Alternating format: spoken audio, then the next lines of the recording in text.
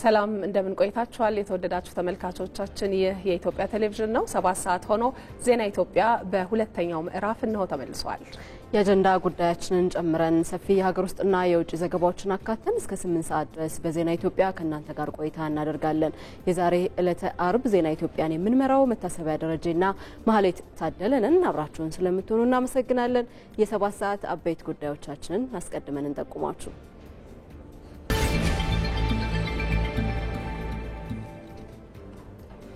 ጠቅላይ ሚኒስትር አብይ አህመድ ለአቶ ጌታቸው ረዳ ሹመት ሰጡ። በሌላ በኩል የትግራይ ጊዜያዊ አስተዳደር ፕሬዝዳንት ሆነው የተሾሙት ሌተናል ጀነራል ታደሰ ወረደ በቀጣይ ወራት ለማከናወን ባቀዷቸው ስራዎች ላይ ከካቢኔያቸው ጋር መክረዋል።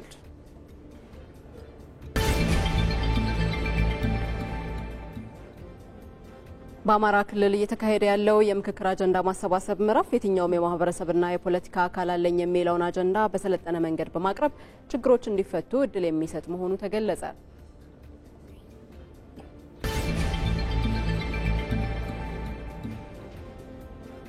የትምህርት ጥራትን ለማስጠበቅ ዘርፉ ያሉበትን ችግሮች መፍታትና ስለ ትምህርት ያለውን አስተሳሰብ ማሻሻል እንደሚገባ ተጠቆመ።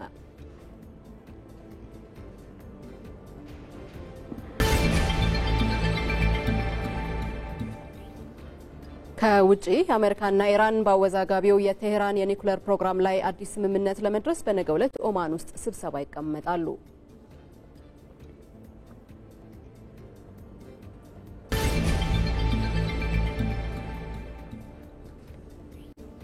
በስፖርት ዘገባችን በዩሮፓ ሊግ ሩብ ፍጻሜ መጀመሪያ ዙር ጨዋታ ማንቸስተር ዩናይትድ ወደ ፈረንሳይ አቅንቶ ከሊዮን 2-2 ተለያየ የሚሉት የሰዓቱ አበይት ጉዳዮቻችን ናቸው።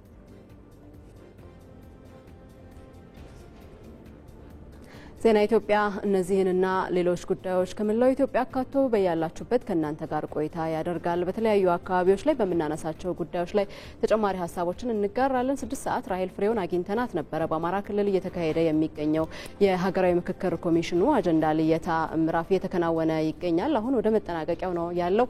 የዛሬው ውለው ምን ይመስላል በሚለው ጉዳይ ከራሄል ፍሬው ጋር ቆይታ እናደርጋለን። በአጀንዳ ጉዳያችን ደግሞ ዛሬ የምናነሳው የትምህርት ጥራትን እንዴት ማስጠበቅ እንችላለን የሚለውን ጉዳይ ነው። በዚህ ላይ እንግዶችም ይኖሩናል። አብራችሁን ሁኑ። ዜና ኢትዮጵያ አጫጭር ጉዳዮችን ያስቀድማል። ተመልካቾቻችን አብራችሁን ሁኑ። ጠቅላይ ሚኒስትር አብይ አህመድ ለአቶ ጌታቸው ረዳ ሹመት ሰጡ። ጠቅላይ ሚኒስትር አብይ አህመድ ከሚያዝያ 3 ቀን 2017 ዓ.ም ጀምሮ አቶ ጌታቸው ረዳን የጠቅላይ ሚኒስትሩ የምስራቅ አፍሪካ ጉዳዮች አማካሪ ሚኒስትር አድርገው ሾመዋቸዋል። አቶ ጌታቸው ረዳ የትግራይ ክልል ጊዜያዊ አስተዳደር ፕሬዝዳንት ሆነው ላለፉት 2 ዓመታት ማገልገላቸው ይታወሳል። የትግራይ ክልል ኢኮኖሚያዊ እንቅስቃሴ እንዲነቃቃና መንግስታዊ አገልግሎት አሰጣጥ ውጤታማ እንዲሆን በትኩረት ይሰራል ሲሉ የክልሉ ጊዜያዊ አስተዳደር ፕሬዝዳንት ሌተናል ጀነራል ታደሰ ወረደ ተናገሩ። የትግራይ ጊዜያዊ አስተዳደር ፕሬዝዳንት ሆነው የተሾሙት ሌተናል ጀነራል ታደሰ ወረደ በቀጣይ ወራት ለማከናወን ያቀዷቸውን ስራዎች ከካቢኔያቸው ጋር በመምከር የስራ መመሪያ ሰጥተዋል። የሁሉም ስራዎች ማዕከል የሆነው የፕሪቶሪያው የሰላም ስምምነት በተሟላ መንገድ ተግባራዊ እንዲሆንም ይሰራል ብለዋል። የትግራይ ህዝብ ሰላምና ደህንነት እንዲጠበቅ የክልሉ ኢኮኖሚያዊ እንቅስቃሴ እንዲነቃቃ የሚያደርግና መንግስታዊ አገልግሎት አሰጣጥ ላይ ውጤት የሚያመጣ ስራ ይሰራልም ነው ያሉት። ጠቅላይ ሚኒስትር አብይ አህመድ ሌሎች ከፍተኛ የመንግስት የስራ ኃላፊዎች አህጉራዊና ዓለም አቀፋዊ የዲፕሎማቲክ ማህበረሰብ ተወካዮች በተገኙበት የትግራይ ክልል ጊዜያዊ አስተዳደር የፕሬዝዳንትነት ርክክብ ላይ ባደረጉት ንግግር የትግራይ ህዝብ ሰላምና መረጋጋት አግኝቶ የልማት ተጠቃሚ እንዲሆን መንግስት የተጠናከረ ድጋፍ ያደርጋል ማለታቸው የሚታወስ ነው። ዜና ኢትዮጵያን እየተከታተላችሁ ትገኛላችሁ ተመልካቾቻችን። አሁን ደግሞ ሪፖርተራችን በቀጥታ መስመር ተጨማሪ መረጃ ወደምትሰጥበት ጉዳያችን ነው የምናልፈው። በአማራ ክልል ሀገራዊ ምክክር 5 ባለድርሻ አካላት አጀንዳዎቻቸው ላይ የሚመክሩበት የአጀንዳ ማሰባሰብ በዛሬው ዕለትም እየተካሄደ ይገኛል። በክልሉ እየተካሄደ ያለው የምክክር አጀንዳ የማሰባሰቢያ ምዕራፍ የትኛውም የማህበረሰብና የፖለቲካ አካል አለኝ የሚለውን አጀንዳ በሰለጠነ መንገድ በማቅረብ ችግሮች እንዲፈቱ እድል የሚሰጥ ስለመሆኑ ተገልጿል። በዚሁ ጉዳይ ላይ ተጨማሪ መረጃ የምትሰጠን ሪፖርተራችን ራሄል ፍሬው ከባህር ዳር በቀጥታ መስመር ላይ ነው የምትገኘው። ራሄል በድጋሚ ነው የተገናኘ ነው። እንደምን ውለሻል? ዛሬ እየተካሄደ የሚገኘው የአጀንዳ ማሰባሰብ የሁለተኛ ምዕራፍ ውሎ እንዴት ነው የሚገለጸው? ምን ነገሮች እየተካሄዱ ነው?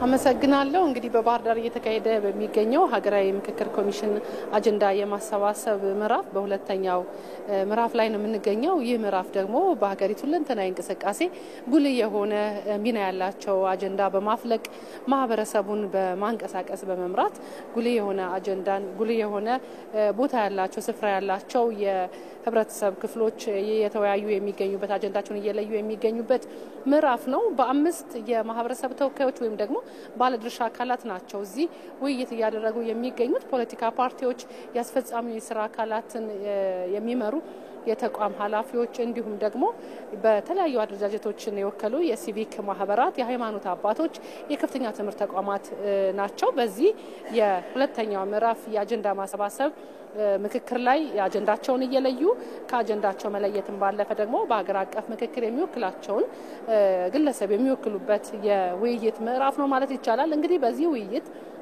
የኮሚሽኑ የተለያዩ የስራ ኃላፊዎች ኮሚሽነሮችን ጨምሮ ድጋፍ ሲያደርጉ በጎ ፈቃደኞች ድጋፍ ሲያደርጉ ተመልክተናል። በዋናነት የትኛውም በማህበረሰቡና በእንዲህ አይነት በተደራጁ አካላት የሚነሱ አጀንዳዎች ምንም ሳይቀሩ በሀገራዊ ምክክሩ እንዲነሱ መፍትሄም እንዲያገኙ ለማድረግ የሚያስችል ምቹ የሆነ የአጀንዳ ማሰባሰብ ወይም የውይይት ምዕራፍ ከጠዋት እየተመለከትን ነበረ። ነፃ የሆነ ሀሳብን የመግለጽ እንዲሁም ደግሞ በህዝብ የሚነሱ ጥያቄዎችን ጎልተው እንዲወጡ በተለያዩ አደረጃጀቶቻቸው የመከሩባቸውን ጉዳዮች ይዘው መጥተው እዚህ አጀንዳዎቻቸውን እንግዲህ እያዘጋጁ ይገኛሉ ማለት ነው። እነዚህ የማህበረሰብ ክፍሎች ቀደም ብዬ እንዳልኩት ሀገርን የማወከል በበጎም በጎ ባልሆነም በልኩም ማህበረሰብን የማንቀሳቀስ አቅም እና ሁኔታ ላይ የሚገኙ ምሁር የሚባል ክፍል ውስጥ የሚመደቡ እንደመሆኑ ሀገርን የማሻገር ኃላፊነታቸውን በዚህ በምክክር ውስጥ ለመወጣት ጉልህ ጥረት ሲያደርጉ ተመልክተናል። ማህበረሰቡን ያሰባስባሉ፣ ሀገርን ያሻግራሉ ያሏቸውን ጥያቄዎች የጋራ የሆኑ ጥያቄዎችን ሲያንጸባርቁ ተመልክተናል። እንግዲህ ይህ ምክክር በአጀንዳ ማሰባሰብ ምዕራፉ በአማራ ክልል 11ኛው ክልል ነው። በ10 ክልልና በሁለት ከተማ አስተዳደሮች የኢትዮጵያ ሀገራዊ ምክክር ኮሚሽን የአጀንዳ ማሰባሰብና አጀንዳ ልየታ አከናውኖ ጨርሷል። በአማራ ክልልም በስኬታማነት ይህንን ምዕራፍ እያጠናቀቅን የሚገኘው እነዚህ የህብረተሰብ ክፍሎች እና አደረጃጀቶች ደግሞ የተለዩ አጀንዳቸውን እንዲሁም በሀገር አቀፍ ምክክሩ የሚወክላቸውን ግለሰብ ለይተው በዲሞክራሲያዊ ምርጫ ካጠናቀቁ በኋላ ነገ ይህ ምዕራፍ በአማራ ክልል የሚጠናቀቅ ይሆናል ማለት ነው። እንግዲህ የዛሬው ውሎ በተለየ ከጠዋት ውሎ ይህንን ነው የሚመስለው። አመሰግናለሁ ራሄል፣ ለመረጃሽ እናመሰግናለን። ጥሩ ጊዜ ይሁንልሽ። ከዚሁ ጋር በተያያዘ በአማራ ክልል መካሄድ በጀመረው የባለድርሻ አካላት የምክክር አጀንዳ ማሰባሰብ ምዕራፍ ተሳታፊ ባለድርሻ አካላት በምክክሩ ክልላዊና ሀገራዊ ፋይዳ ያላቸውን አጀንዳዎች ለማሰባሰብ ተዘጋጅተናል ሲሉ ለኢትዮጵያ ቴሌቪዥን ሀሳባቸውን አጋርተዋል። ሳሙኤል ወርቃየው የባለድርሻ አካላቱን አስተያየት አሰባስበዋል። እንከታተል።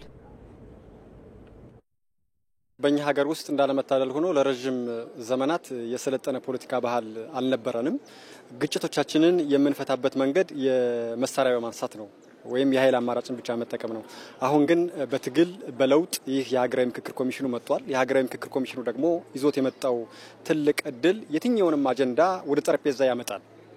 የትኛውም የፖለቲካ ኃይል አለኝ የሚለውን አጀንዳ የትኛውም የማህበረሰብ ክፍል አለኝ የሚለውን አጀንዳ በሰለጠነ መንገድ በሌሎች ጫማ ስር በመሆን በመደማመጥ በመቻቻል በመከባበር አጀንዳዎችን የምናነሳበትን እድል ይዞልን መጥቷል። አጀንዳዎቻችን ሌሎችም እንዲያዳምጡ በሌሎች ቦታ ደግሞ እኛም በተገኙ መንገድ ሀሳባቸውን የምናዳምጥና ሀገርን የምናስቀድምበት የሰለጠነ ፖለቲካ የምናራምድበት የትኛውንም ሀሳብ በነጻነት ያለ ገደብ የምናቀርብበት ስለሆነ ይህ የምክክር ኮሚሽን ትልቅ እድል አለው፣ ውጤትም ያመጣል የሚል የጸና እምነት አለን። የጸና እምነት ስላለንም ነው በተገቢው መንገድ እየተሳተፍን ያለ ነው። በአሁኑ ሰዓት ሀገራችን በጠና ታማና ወደ አልተፈለገ እንትን እንደገባች የሚታወቅ ጉዳይ ነው። ይህ የምክክር ኮሚሽን ደግሞ በእርግጠኝነት ያው ተመካክሮ በምክክር የማይፈታ ነገር ስለሌለ ተመካክሮ መፍትሄ ያገኛል የሚል ሐሳብና ጽኑ አቋም ይዞ እንደተነሳም እርግጠኛ ሆነን እናደርጋለን። በጣም ትልቅ ማህበረሰባችን ትልቅ ተስፋ የጣለበት እንትን ነው። ሀገር አንድ የምትሆንበት የሚያለያየንን ነገር ትተን አንድ የሚያደርገንን ነገር ወስደን ህዝባችንን በአንድነት የሚመራበት ነገር ያለ ነው የሚመስለኝ እኔና ጥሩ ነገር ነው መጠብቀው በደንብ ችግሮቹ ተለይተው ከታች ጀምሮ ከወረዳ ጀምሮ የመጣ ስለሆነ እኛም ብቻ ሳይሆን ሌሎች የማህበረሰብ ክፍሎች የተወያዩበት የፖለቲካ ፓርቲዎች ሁሉም 5-6 ባለድርሻ አካላቶች የተወያዩበት ስለሆነ ችግሮቹ በአግባቡ ተለይተው የሚመጡና ውይይቶችም ደግሞ ወይም መፍትሄዎቹ ደግሞ ጥሩ ይሆናሉ የሚል ግምት ይኖረኛል። ህዝቡን ተወክለን ስለሆነ የመጣ ነው ህዝቡ የሚያነሳውን ጥያቄ እዚህ ልናዋጣ ነው እኛም የመጣ ነውና ከዚህ ከምናዋጣው ነገር ደግሞ የተሻለ ነገር ሀገራችንን አንድ የሚያረግ ህብረተሰቡን አንድ የሚያረግ ነገር ነው የምናነሳው። ሀገሬና ህዝቦቼ ከፍ ለማድረግ የመከባበርና የሰላም አርበኛ ለመሆን ቃል እገባለሁ። ዜና ኢትዮጵያ ከመላ ኢትዮጵያ እንደቀጠለ ነው። ተመልካቾቻችን ወደ ሌሎች ጉዳዮች ደግሞ እንሻገር። አሰባሳቢ ትርክትን ለመገንባት መገናኛ ብዙሃን ሚናቸውን በአግባቡ ሊወጡ እንደሚገባ የዘርፉ ባለሙያዎች ገለጹ። ለጋራ አጀንዳዎች ትኩረት በመስጠት ሀገራዊ ጉዳዮችን ማጉላት እንደሚያስፈልግም ባለሙያዎቹ አንስተዋል። አባዲ ወይናይ ዝርዝር አለው።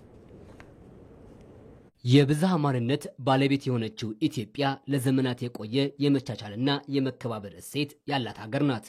ታዲያ ይህንን የመቻቻል እሴቷን አጠናክራ እንድትቀጥል በአሰባሳቢና የጋራ ትርክት ላይ የሚሰሩ ስራዎችን ይበልጥ ማጉላት እንደሚያስፈልግ ነው የሚገለጸው። ይህንን አሰባሳቢ ትርክት ለማጠናከርም የመገናኛ ብዙሃን ሚና ከፍተኛ መሆኑ ነው ከኤፍኤም 97.1 ጋር ቆይታ ያደረጉት ባለሙያዎች የሚገልጹት። የጋራ ትርክትን ለመገንባት ሚዲያው ከፍተኛ አስተዋጽኦ አለው የሚሉት በአዲስ አበባ ዩኒቨርሲቲ ተባባሪ ፕሮፌሰር መኩሪያ መካሻ ይህንን ሚናውን በሚገባ ሊወጣ ይገባል ይላሉ። ትርክትን የበለጠ ስር እንዲሰድ ወደ ህብረተሰቡ ጋር እንዲገባ ለማድረግ ሚዲያዎች የማህበረሰብ ውይይት ይሄ በተለይ ሬዲዮ በዚህ ላይ ትልቅ ድርሻ አለው። ኮሚኒቲ ኮንቨርሴሽን የሚባል ፎርማት በሚገባ በመቅረጽ ወደ ህብረተሰቡ ገብተው እንዲሰሩ ማድረግ ይጠበቃል። ወደ አሰባሳቢ ወደ ሆነው ማንነት እንዲመጣ ሲያደርጉ አናይም። ስለዚህ በተለይ ሚዲያው ይሄን አቅም የለውም ማለት አይደለም፣ አቅም አለው። ይሄን አቅም ግን ሚዲያውን የሚመሩ ሰዎች የኮሙኒኬሽን ጉዳዮች ላይ የሚሰሩ ከፍተኛ ባለስልጣናት በዚህ ላይ በሚገባ መስራት አለባቸው። ከዚህ ውጭ ሌላም ስራ ያላቸው አይመስለኝም። የመገናኛ ብዙሃን ተቋማት የዜጎችን አብሮነትና አንድነትን በሚያጠናክሩ ጉዳዮች ላይ ትኩረት በመስጠት ሊሰሩ እንደሚገባም ነው የተጠቀሰው። መጀመሪያ ያለን የሚያኮራ ትናንትና ያለፍንበት ዛሬ ልንጠቀምበት የምንችል ተመሳሳይ የሚመስሉ ችግሮች ትናንትም ነበሩ። ያለፍነው በዚህ መንገድ ነው። ነገን ዛሬን እንደዚህ ማለፍ እንችላለን፣ ነገን በዚህ መልኩ መገንባት እንችላለን የሚል የመገናኛ ብዙሃን ባለሙያም የመገናኛ ብዙሃን ተቋማትን በትክክል ያስፈልጉናል። ስለዚህ መገናኛ ብዙሃን አውድማ ናቸው። ምስል የሚያሳዩ ምርቱን በትክክል አምጥተው የሚያሳዩን እስከሆኑ ድረስ ከመገናኛ ብዙሃን ይጀምራል ግንዛቤ መኖሩ፣ ግንዛቤ መፍጠሩ፣ ያንን ደግሞ በሚገባው ልክ ማስተላለፍ። በውይይቱ አስተያየቶችን የሰጡ አድማጮች ሚዲያ የወል ትርክትን በመገንባት በሚደረገው ሂደት ውስጥ የመሪነት ሚናውን ሊወጣ ይገባል ብለዋል። አራተኛ መንግስት የሚባለው አንተ ለኔ ያስፈልጋለሁ፣ እኔ ለአንተ አስፈልጋለሁ፣ ሁሉም እኩል ነው፣ ሁሉም ቋንቋ እኩል ነው፣ ሁሉም ብሔር እኩል ነው፣ አንዱ አንዱን አይበልጥም ካልን ያንተ ትክክል አይነት ሳይሆን አንተም ትክክል ነህ፣ ተከባብረን አከባብረን ከኖርን ይሄ አርአያነታችን ትርክታችንን ወደ ጋራ ለማምጣት ሁላችንም ከሰራን ትልቅ ተስፋ አለን እላለሁ። አመሰግናለሁ። በማወቅና ሆን ተብሎ የህዝቦችን የአብሮነት እሴት የሚሸረሽር ስራ በሚሰሩ የሚዲያ ተቋማት ላይ የሚወሰደው እርምጃም እንደሚጠናከር ነው የተገለጸው። በፍላጎት ወይም ደግሞ ሆን ብሎ አላማ ኑሮት ከሀገራዊ አንድነት ከሀገራዊ ተሳስበው ተቻችሎ ከመኖር የመገናኛ ብዙሃን መርህ ባፈነገጠ መልኩ የሚሰሩት ላይ ደግሞ የህግ ወይም ደግሞ አስተዳደራዊ እርምጃዎች የምንላቸው እንደ ሀገር ያስቀመጥናቸው ህጎች ይኖራሉ። እንደ ኢትዮጵያ መገናኛ ብዙሃን ስንቆጣጠር ወይም ስንከታተል የምናገኛቸውን ክፍተቶች የምንሞላበት የምናርምበት ወይም ደግሞ እርምጃ የምንወስድባቸው መንገዶች አሉ። የመገናኛ ብዙሃን ተቋማት የጋራ አጀንዳ በመቅረጽም በአሰባሳቢ ትርክት ላይ የሚሰሩትን ስራ ማጠናከር እንዳለባቸው ተገልጿል።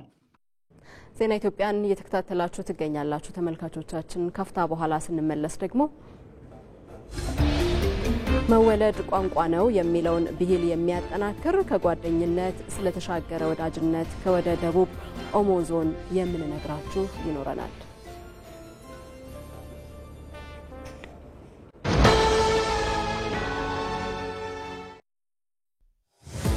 የሚሰራ ሰው ጊዜ አይበቃውም።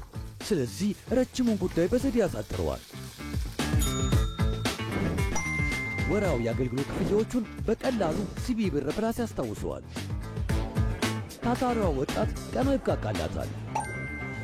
የትምህርት ቤት ክፍያዋን ለመክፈል ሲቢ ብር ፕላስ ፍጥነት ያላብሳታል። የፈጠነ አንድ ጉድ በሥራ የተጠመደው ያሳተና የኮንዶሚኒየም ብድር ክፍያውን የሚፈጽመው በሲቢ ብር ፕላስ ነው። ግብር ለመክፈል መውጣት መውረድ ቀረ። ይኸው ክፍያ ቀለለ። የትኛውንም ክፍያ ለመክፈል ካሉበት ሳይነሱ ካሰቡት ይድረሱ። የተሻሻለው የሲቢ ብር ፕላስ መተግበሪያ አዳዲስ ነገሮችን አካቶ ሕይወታችሁን ሊያቀል ካላችሁበት ደርሷል። ሲቢ ብር ባሉበት ሁሉ አለ። የኢትዮጵያ ንግድ ባንክ ሁሌም የሚተማመኑበት ባንክ።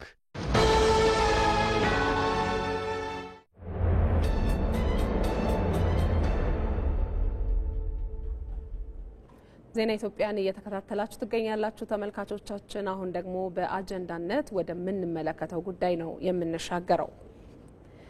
በሀገር አቀፍ ደረጃ የትምህርት ጥራትን ለማረጋገጥ ዋነኛ መሰረቶች ከሚባሉት ጉዳዮች አንዱ የትምህርት ቤቶች ደረጃቸውን መጠበቃቸውን ማረጋገጥ ነው። ይሁንና በሀገሪቱ የተለያዩ አካባቢዎች በተለይ ደግሞ በቀበሌዎች ያሉ የመጀመሪያ ደረጃ ትምህርት ቤቶች የጥራት ደረጃቸው ለመማር ማስተማር ያልተመቹ ቤተ መጻሕፍትን ጨምሮ ሌሎች አስፈላጊ ግብዓቶች ያልተሟሉላቸው እንደሆነ ይታያል። ባልደረባችን ዮሐንስ ፍስሐ ደግሞ በከምባታ ዞን አዲሎ ዙሪያ ወረዳ ሀሚዶ ጎፈሮ ቀበሌ የሚገኘው እና የመዘጋት አደጋ የተጋረጠበትን የሀሚዶ መስኖ የመጀመሪያ ደረጃ ትምህርት ቤት ተገኝቶ ያዘጋጀው ጥንቅር አለ። እሱን ተከታትለን እንመለሳለን። ለተለያዩ የዜና ጥንቅሮች ወደ ማዕከላዊ ኢትዮጵያ ከምባታ ዞን ባቀናንበት ወቅት አንድ ጉዳይ የበለጠ ትኩረታችንን ሳበው። ይኸውም ሁላችንም እዚህ ለደረስንበት ህይወት መሰረት የሆነው የትምህርት ጉዳይ ነው። በከምባታ ዞን በአዲሎ ዙሪያ ወረዳ ሀሚዶ ጎፎሮ ቀበሌ የሚገኘው የሀሚዶ መስኖ የመጀመሪያ ደረጃ ትምህርት ቤት በዚህ መልኩ ገጽታው ተጎሳቁሎ ተማሪዎች ትምህርታቸውን መከታተል በማይችሉበት ደረጃ ላይ ደርሷል። ይህ ሁኔታ ደግሞ በተለይ ለትምህርት ቤቱ ርዕሰ መምህር ምትኩ ፈረንጄ ፈታኝ ራስ ምታት ሆኖበታል። ያለው ግብዓትም ያለው ከግቢ የሚገኘው ገቢ አነስተኛ በመሆኑ የተነሳ አስፈላጊ ግብዓት ያልተሟላለት በዚህ መነሻ የሚሰራውም የመምህሩም ሞራል የተማሪው ሞራል ጥሩ አይደለም። አብዛኛው ሰዓት ላይ እኔ ከዚህ በፊት ሌላ ትምህርት ነበር የሚሰራው። ከዚህ አጎራባች ትምህርት ላይ ተማሪ ከዚህ ፈልሶ ወደዛ ነበር የሚሄደው። ያ ትምህርት ከዚህ ትንሽ ይሻል ነበር። ስለዚህ እነዚህ ደግሞ ከዚህ መነሻ ላይ ጠንካራ ተማሪም የተሻለ ተማሪም እንዳይፈጠር እያደረጉ ያሉ ሁኔታዎች ናቸው። በሀሚዶ ጎፎሮ ቀበሌ የሚገኙ ወላጆችም የትምህርት ቤቱ ከደረጃ መውረድ ነገር እረፍት ነስቷቸዋል። ከዚያም ባለፈ የልጆቻቸው መጻኢ ዕድልም እያሳሰባቸው ይገኛል። ማአት ሰው ምንድነው የሚሆነው? ሴቶቹም ወንዶቹም ወደ ውጭ ሀገር መኮብለል፣ አረብ ሀገር፣ ሌሎች ሀገሮችንም የመሄድ ተስፋ ብቻ ነው ያላቸው። ሌሎቹ ደግሞ እዚሁ አካባቢ እንደዚህ ይሄ የድንጋይ ካባ ምናምን ላይ ህፃናት ራሱ ባይገርማችሁ ሄዳችሁ ብታዩ አሁን ይሄ ሴሌክት ማቴሪያል ምናምን ለመጫን አንድ ጊዜ ሲኖትራክ ገብቶ ክላክ ሲያደርግ ከትምህርት ቤትም በኖ ወጥቶ ወደዛ ይሄዳሉ። እና ይሄ እንዳይሆን በደንብ መስራት ያስፈልጋል። እዚህ አካባቢ በተለይ በትምህርት ዙሪያ ላይ በደንብ መሰራት ያለበት አካባቢ ነው። በአካባቢው በተለያዩ የልማት ስራዎች እውቅና ያገኘው ሞዴል አርሶ አደር አብነት ዴላሞም ጉዳዩ ትውልድን ማዳን በመሆኑ የሚመለከተው ሁሉ ትኩረት ሊሰጠው ይገባል ይላል። ውዱ መሪያችን የወጡት ይናገራሉ። ሁሌ የወጡበትን አካባቢ እሳቸው ያው ትልቅ ቦታ አይደለም የመጣሁት ከዚህ ቦታ ወጥተን አገር መምራት የሚሉ ሐሳብ አለ ብዙ ጊዜ።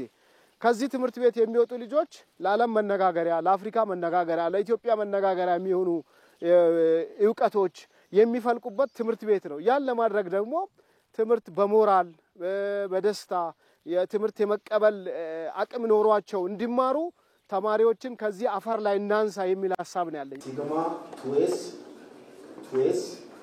ሲግማ አንታይቦዲም ቱኤስ ፓይቱፒዋይ ይህኛው በከምባታ ዞን ዱራሜ ከተማ የሚገኘው በየዓመቱ አንድም ተማሪ የማይወድቅበት የሂጋ ሞዴል አዳሪ ትምህርት ቤት ደግሞ የዞኑ ሌላኛው ገጽታ ነው። በዚህ አዳሪ ትምህርት ቤት የተሻለ ከፍተኛ ውጤት ማን ያስመዘግባል እንጂ መውደቅን ማን አስቦት? የዚህ ውጤት መገኘት ምክንያቱ ምን ይሆን? ተመስገን ዳንኤል የሂጋ ሞዴል አዳሪ ትምህርት ቤት ርዕሰ መምህር ናቸው።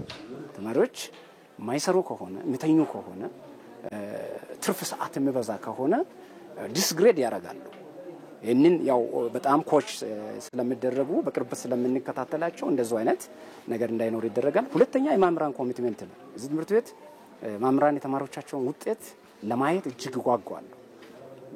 የመምህራን ኮሚትመንት፣ የትምህርት አስተዳደሩ ክትትል፣ ድጋፍ፣ ምክር የት እንደደረሱ በውጤትም በስነ ምግባርም ምን ደረጃ ላይ አሉ ልጆች የሚለውን ነገር ዕለት ዕለት ክትትል ማድረግ ያስፈልጋል። እነዚህ በጣም ወሳኝ ጉዳዮች ናቸው።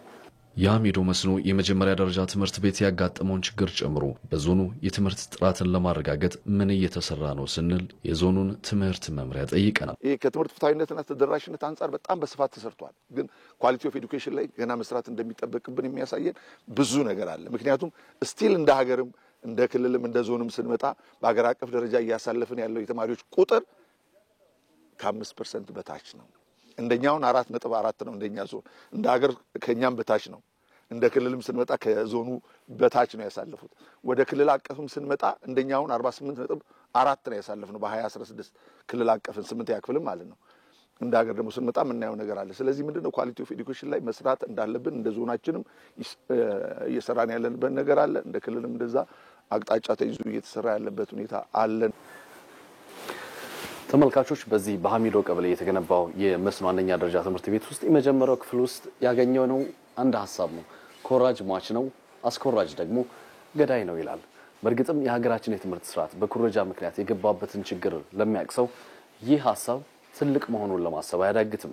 በእርግጥም በትምህርት ስርዓቱ ያጋጠሙትን ችግሮች ለመፍታት ኩረጃ ማስወገድ አንዱ ቢሆንም እንደነዚህ አይነት ከደረጃ በታች ያሉ ትምህርት ቤቶችን ደረጃ ማሻሻል ለነገ የማይሰጥ ጉዳይ ነው። ለኢቲቪ ዘገባ ዮሐንስ ፍሳ ከአዲሎ ዙሪያ ወረዳ አሚዶ ቀበሌ።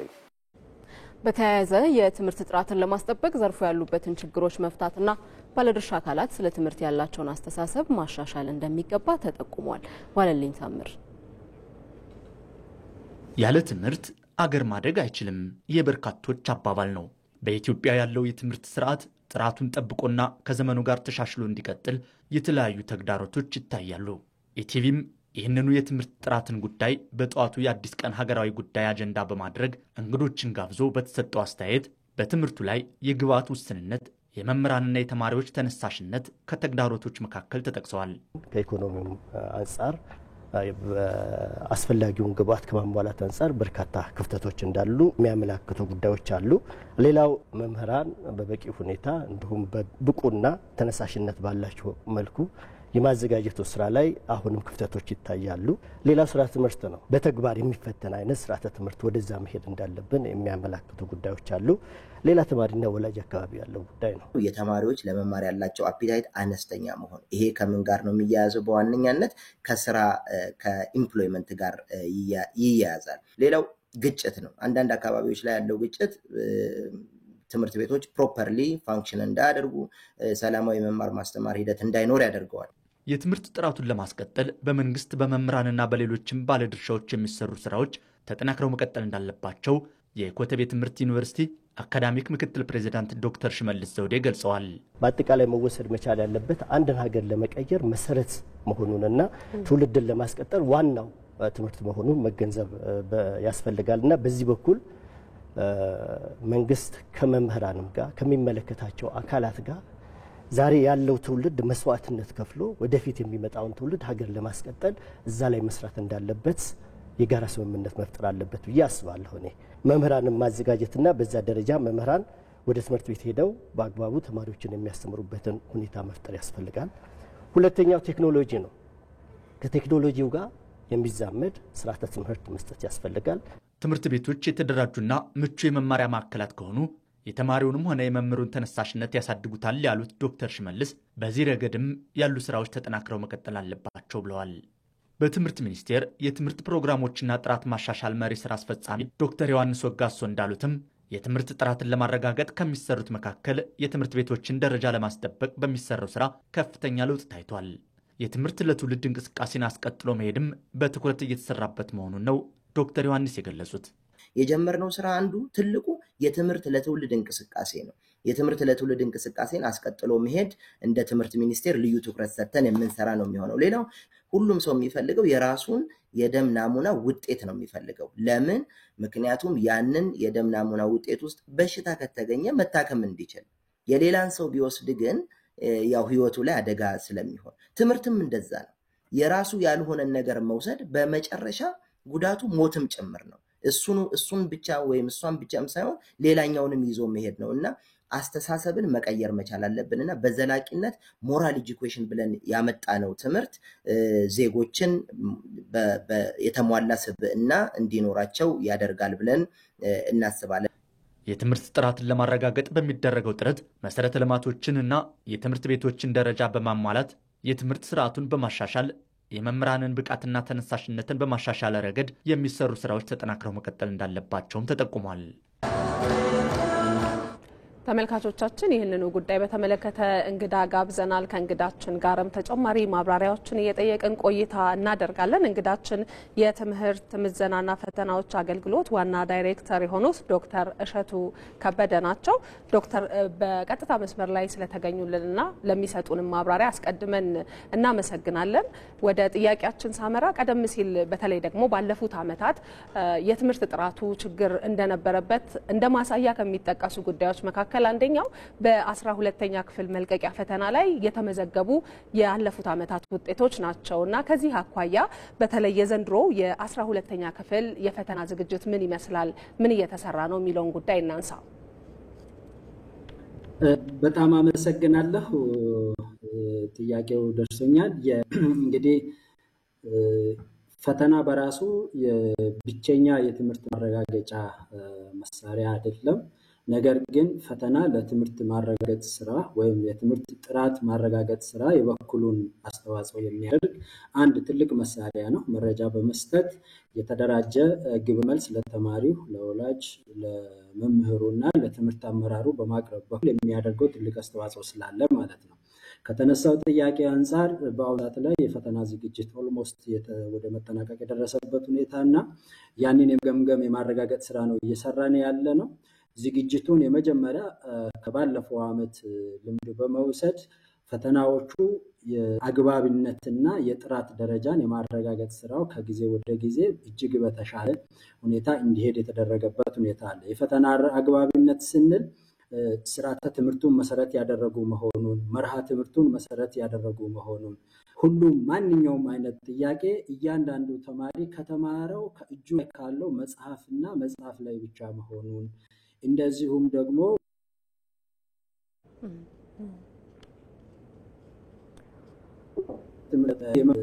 ያንን መሰረት ያደረገ መሆኑን የማረጋገጥ ስራ አሁን ሰዓት ላይ ተሰርቷል ማለት ነው። በመሆኑም ከጥራት አንጻር የቋንቋ የአገላለጽ እንደዚሁም ደግሞ ከጽሁፍ ከኤዲቲንግ እና ከሌሎች ጋር የሚያያዙ ለተማሪው በቀላሉ የሚረዷቸው የሚገነዘቧቸው በፈተና ወቅት ላይ የጨማሪ ይሄ ኤግዛም አንዛይቲ የምንለውን ሳይጨምሩ ግልጽ በሆነ አቀራረብ ቀርቦላቸው እንዲሩበት ከባህል ከቋንቋና መሰል ነገሮች ጋር ታቡ ከሆኑ ነገሮች ጋር ግጭት በማይፈጠሩ መልኩ እንዲሄድ የማድረግ ስራ ዝግጅት በአሁኑ ሰዓት ላይ በዛ ላይ ይገኛል የሚለውን ለመግለጽ ፈልጌ።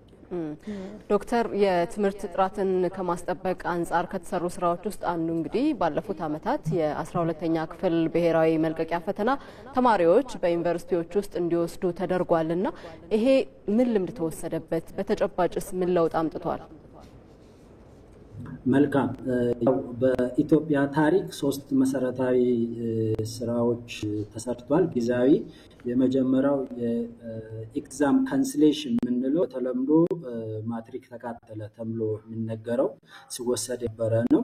ሁለተኛ ደግሞ በቅርብ ዓመታት ውስጥ ሪኤግዛሚኔሽን ተማሪዎችን ወይም ተፈታኞችን ደግሞ መፈተን ነው። አሁን በአሁኑ ሰዓት ደግሞ እየወሰድን ያለነው ጊዜያዊ አማራጭ ሪሎኬሽን ነው። ያ ማለት ትምህርት ቤት ላይ ሲፈተኑ የነበሩ ተማሪዎችን ወደ ዩኒቨርሲቲ ወስደናቸዋል ማለት ነው።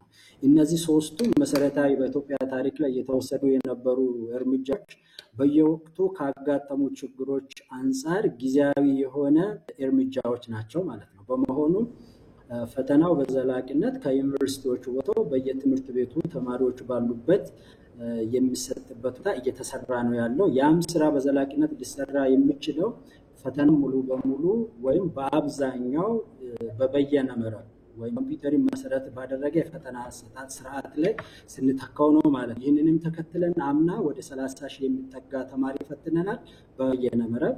ዘንድሮ ደግሞ ከዛ በብዙ እጥፍ የሚበልጥ ተማሪ ለመፈተን ዝግጅት አድርገናል። በቀጣይ ዓመት ደግሞ ሌሎች አማራጮችን እየሄድን ስለሆነ የበለጠ እያደረግን ፈተናውን ከዩኒቨርሲቲዎች ውስጥ እያወጣን ተማሪዎች በቀያቸው ባለው በተማሩበት ወይም በሚቀርባቸው የትምህርት ቤቶች ውስጥ ፈተና እየወሰዱ የሚበትን አካሄድ እንሄዳለን ማለት ነው።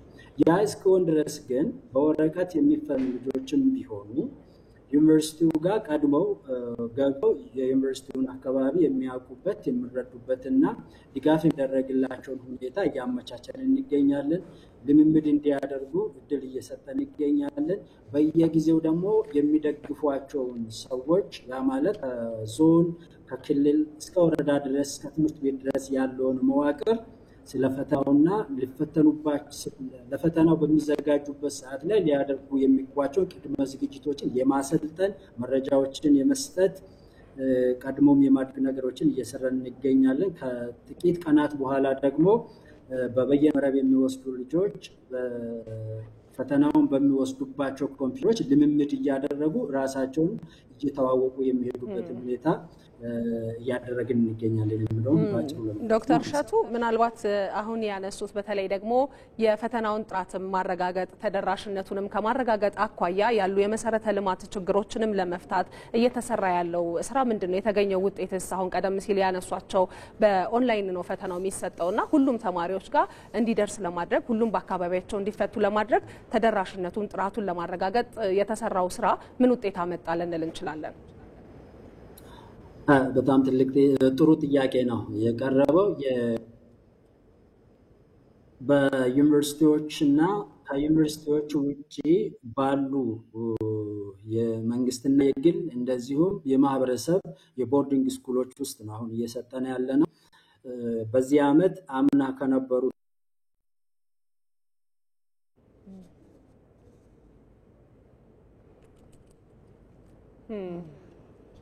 ከእንግዳችን ጋር ያለው እነዛ ትምህርት እሺ ይቀጥሉ። ኦኬ የፈተናውን በምንሰጥበት ሰዓት ላይ ቀድሞውኑ እነዛ ትምህርቶች ከቴጋር በተፈጠረው የጋራ ትብብር መሰረት በኢንተርኔት እና ከያያዥ መሰረተ ልማቶች ጋር የተገናኙ ኮምፒውተር ያላቸው የሚሰሩ መሆኑን ቼክ የተደረገላቸው ናቸው። አምና ከነበረው ዘንድሮ የተደረገው አንድ የነዛ መሰረተ ልማቶች ፈተናዎችን የማስተናገድ አቅማቸው እንዲጨምር ተደርጓል። ሁለት ኮምፒውተሮቹ ደግሞ በአግባቡ ለፈተናና ተያያዥ ስራዎች በሚሆን መልኩ እንዲሆኑ ቴክኒካሊ እየተሰራ ይገኛል። ተጨማሪ ደግሞ ይሄ አቅም ያላቸውን የማስገባት ስራ እየተሰራ ይገኛል። ይሄ ስራ በእኛ ብቻ የሚሰራ አይደለም። የክልል ትምህርት ቢሮዎች፣ በየክልሉ ያሉ ሳይንስና ቴክኖሎጂ ተቋማትና እንደዚሁም ደግሞ የአይሲቲ ባለሙያዎች በዩኒቨርሲቲም ያሉ በክልልም ያሉ በተለያዩ ኮሌጆችም ያሉ ከትምህርት ሚኒስቴር እና ከትምህርት ምዘናና ፈተናዎች አገልግሎት ላይ ካሉ የአይሲቲ ባለሙያዎችና አመራር ጋር በመቀናጀት በጋራ በክቡር ሚኒስትሩ አመራር እየተሰጠ እየተገመገመ በሚኒስቴር ዴታዎችም ተሳትፈውበት በጋራ እየተመራ ያለ ስራ። ዶክተር የመጨረሻ ጥያቄ እናድርገውና የተባለው ለውጥ ይመጣ ዘንድ የትምህርትንም ጥራት ለማስጠበቅ በዘርፉ ያሉ ችግሮችን መፍታት አስፈላጊ ይሆናልና ከዚህ አንጻር ምን ያህል ርቀት እየተጓዛችሁ ነው? በተለይ የሚነሱ ችግሮች አሉ፣ ከመሰረተ ልማት ጋር ተያይዞ የሚነሱ ችግሮች እንዲሁም ደግሞ ከመምህራን አቅም ጋር ተያይዞ የሚነሱ ችግሮች አሉ። እንደ አጠቃላይ ግን እነዚህን ችግሮች በመፍታት ረገድ ምን ያህል ርቀት ተሄዷል? መልካም ያው የትምህርት ምዘናና ፈተናዎች አገልግሎት ኃላፊ ነኝ። ከዚህ ከምዘናው ከፈተናው ጋር ባለው ጉዳይ ላይ የቀረበ ዕለት ተዕለት የሚሰሩ ስራዎችን የማስተባበር የመምራት ስራ ላይ አለኝ። እነዚህ ልማቱን ከኔ ቀድሞ የቀረበው ክቡር ዶክተር ዮሐንስ የቀረበው መግለጫ የተሻለ ይጻል። ከኛ አንጻር ግን ያለው የፈተናው ስራ ጋር በተገኘ ያለው መሰረተ ልማት ስራ ወደፊትም የሚሰራው መጀመሪያ ላይ የሰራናቸውና ያረጋገጥናቸው ላይ እየሰጠን ያንን ከአመት አመት እያሰፋን እየጨመርን የምንሄድ እንጂ በአንድ ጊዜ የትም አካባቢ ላይ ለመጀመር የሚያስችል ነባራዊ ሁኔታና አቅም አይኖረንም። ያ ማለት የገንዘብ አቅም ይፈልጋል፣ የባለሙያ አቅም ይፈልጋል። እንደዚሁም ደግሞ እቃዎቹም አተታል የሌሉን በመሆኑ ለዛ የሚያስፈልጉ ግብዓቶችንም በየጊዜው በግዢም በተለያዩ ትብብሮችም እያቀረብን ስለምንሄድ ከዚህ በኋላም የተወሰኑ ከ2 እስከ 3 ዓመት በጣም ከገፋ እስከ 5 ዓመት በሚወስድ ጊዜ ነው ሙሉ የምንሸፍነው። በዚህ ሰዓት ግን ኦልሬዲ እየሰሩ ባሉ እንደዚሁም ደግሞ አረጋግጠን ተጨማሪ አቅም በፈጠርንባቸው ትምህርት ቤቶች፣ ዩኒቨርሲቲዎች፣ ኮሌጆች እና የተለያዩ ተቋማት ውስጥ ባሉ ነው እየሰጠን የምንሄደው እንጂ ምንም ከዚህ በፊት ልምዱ በሌላቸው ተማሪዎች ያልተለማመዱ አቅሙ በሌላቸው እና ይህም የመሰረተ ልማት ጥራቱን ደህንነቱን ባልተረጋገጠ ሁኔታ ላይ ምንም አይነት የፈተና ስርዓት የማናሄድ መሆኑን በዚሁ አጋጣሚ ለመግለጽ ፈልጋለሁ። አንድ ነገር ግን ብዥታ ጥራት ጠዋት ሌላ ዘገባ ያየሁት ተማሪዎች ፈተና ካሪኩለም መጽሐፍ የሚሉት ነገር አለ። እያንዳንዱ ተማሪ በእጁ ላይ ባለው መጽሐፍ ላይ ተመሰረተ ጥያቄ ይወጣል። ስለዚህ ምንም ብዥታ ውስጥ ሳይገቡ እያንዳንዱ ተማሪ በእጁ ያለውን መጽሐፍ ብቻ አንብቦ ከተዘጋጀ መምህራን በረታ አግባብ ከተዘጋጀ ፈተናችን ከዛ ውጪ አይደለም የሚለውን ለማረጋገጥ ዶክተር ይህን ጥያቄ ያነሳ ነው ችግሩ ሁሉንም ተጠቂ ስለሚያደርግ ለመፍትሄው ሁላችንም አካል መሆን ስላለብን ነውና በዛ መልኩ እንዲረዱን እናነሳለን። ስለነበረን ቆይታ ግን እጅግ አድርገን እናመሰግናለን። የትምህርት ምዘናና ፈተናዎች አገልግሎት ዋና ዳይሬክተር ዶክተር እሸቱ ከበደ መልካም ጊዜ። በጣም አመሰግናለሁ።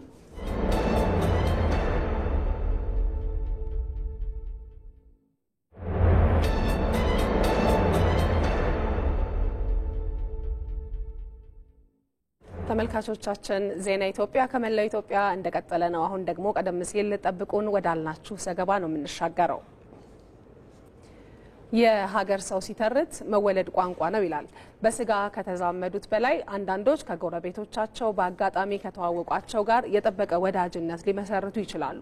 ሪፖርተራችን ወንደሰን አፈወርቅ ወደ ደቡብ ኦሞ ዞን ዳሰነች ወረዳ አሞራቴ ከተማ ባቀናበት ጊዜ ከጓደኝነት የተሻገረ ወንድምነት የታየበት ወዳጅነት ያላቸውን 2 ታዳጊዎች አግኝቷል። ጓደኝነት እስከምን በሚባልበት በዚህ ጊዜ እንዲህም አይነት ጓደኝነት አለ ሲል ተከታዩን ዘገባ አሰናድቷል። እንከታተለው። እነዚህን ታዳጊዎች በዳሰነች ወረዳ ኦሞራቴ ከተማ ሲዘዋወሩ መመልከት አዲስ ወደ ከተማዋ ለመጣ እንጂ ለነባሩ የከተማዋ ነዋሪ እንግዳ ነገር አይደለም። ዶክተር ኤለንቴና አሪወሌ ይባላሉ። በእርግጥ ዶክተር የሚለው ስም ትክክለኛ መጠሪያው መሆኑን ነው የነገረን። እናትና አባት ማን ብሎ ነው የሰየመው? ዶክተር ኤለንቴ ብሎ። ዶክተር ማን? ኤለንቴ።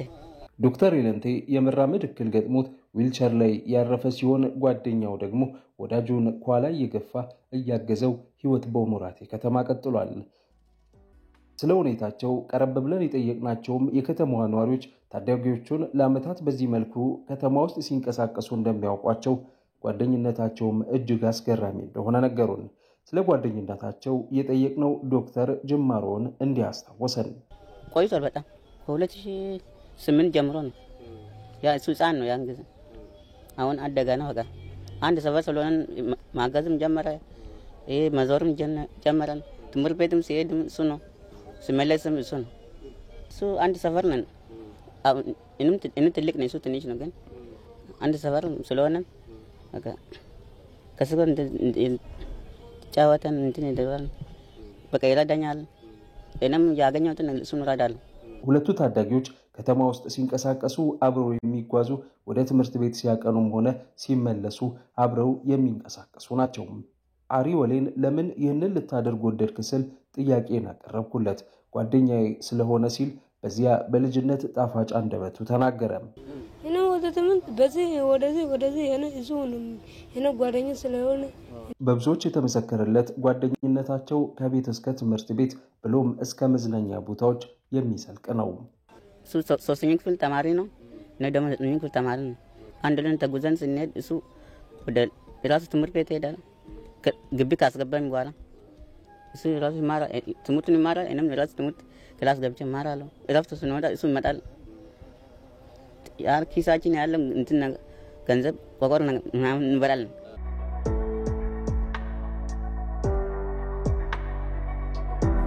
የሀገሬ ሰው ሲሰርት መወለድ ቋንቋ ነው ይላል።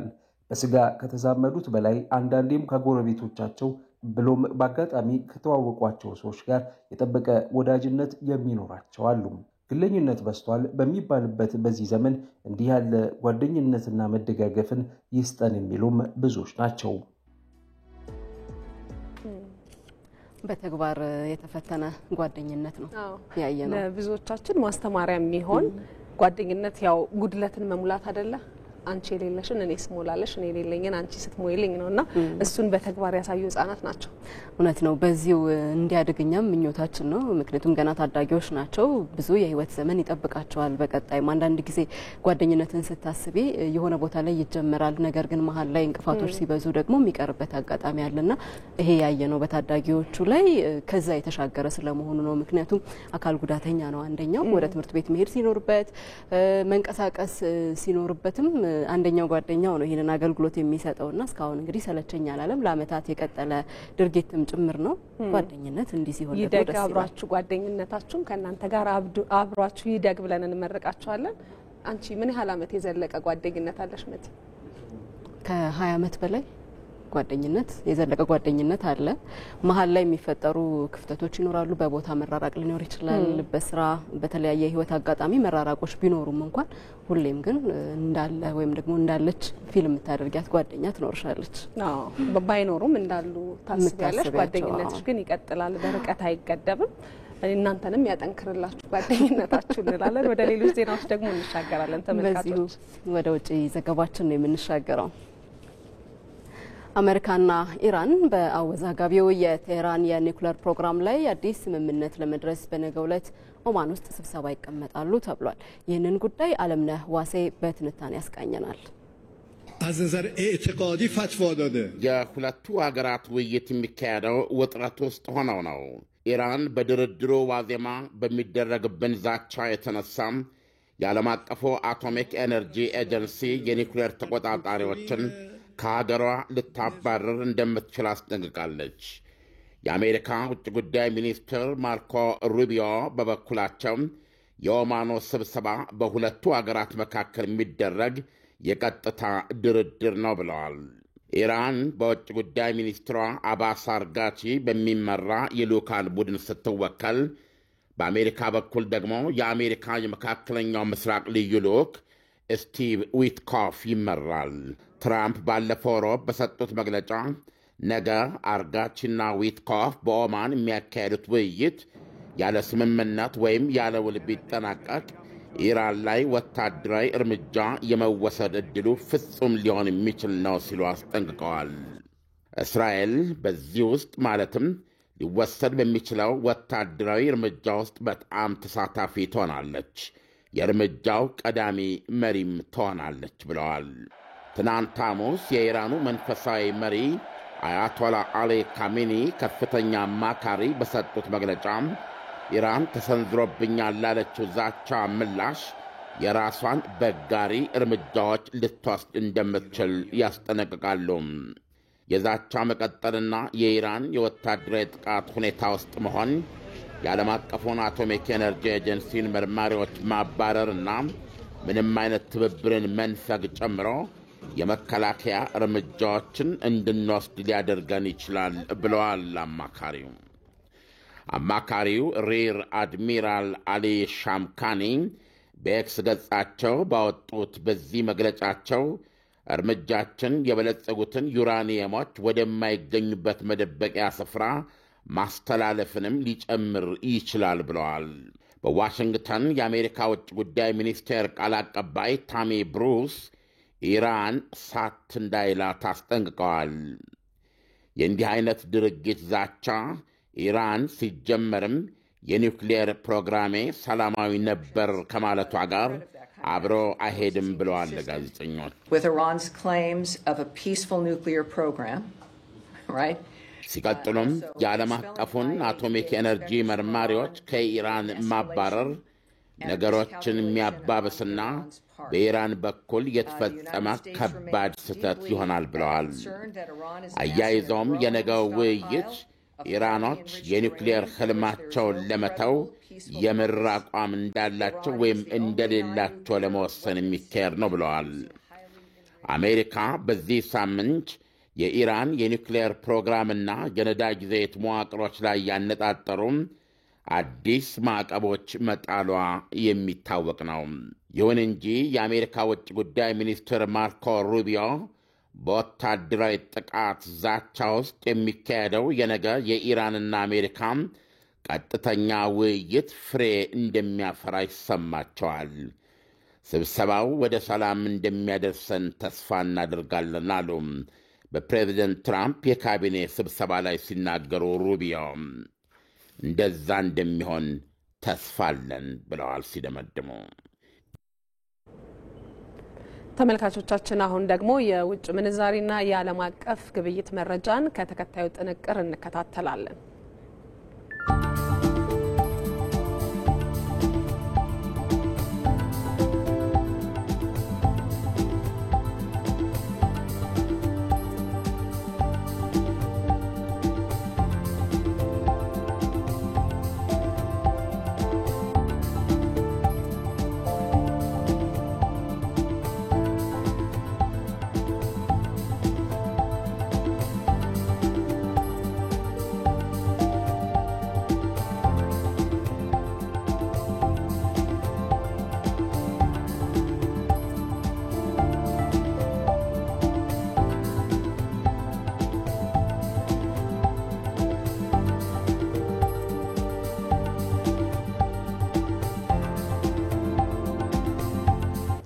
ወደ ስፖርት ዘገባችን ስናልፍ በዩሮፓ ሊግ ሩብ ፍጻሜ የመጀመሪያ ዙር ጨዋታ ማንቸስተር ዩናይትድ ወደ ፈረንሳይ አቅንቶ ከሊዮን 2-2 ተለያይቷል።